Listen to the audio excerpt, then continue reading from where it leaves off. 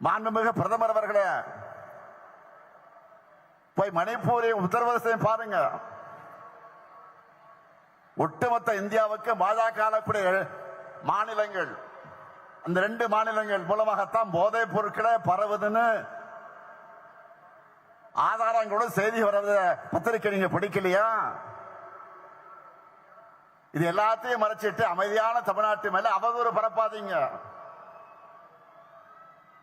அடுத்து தங்களுக்கு சாதகமான ஊடகங்கள் மூலமா நெரேட்டிவ் செட்டப் பண்ண பிரதமர் கலந்துக்கிற பொதுக்கூட்டத்தை நடத்தி இருக்கிறாங்க.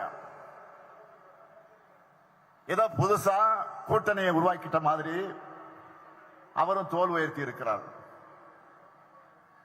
நல்லா கவனிங்க, தோற்ற கூட்டணியை புதுப்பிச்சுட்டு அதுக்கு பில்டப் கொடுத்திருக்கிறாங்க. அந்த கூட்டணியில் இருக்கிற எல்லாருமே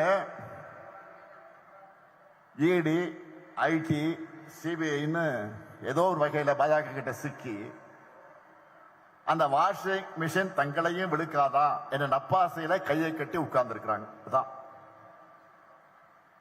ஏற்கனவே இதே பாஜக அதிமுக கூட்டணி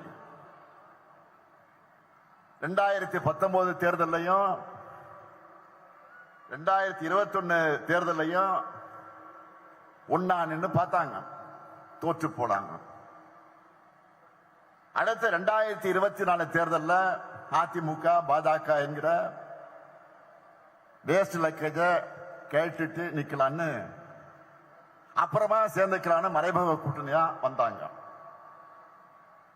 ஆனா அந்த கெட்டப்பட வந்தாலும் உங்களுக்கு கெட் அவுட் தானே தமிழ்நாட்டு மக்கள் திரும்ப திரும்ப சொல்லிட்டாங்க.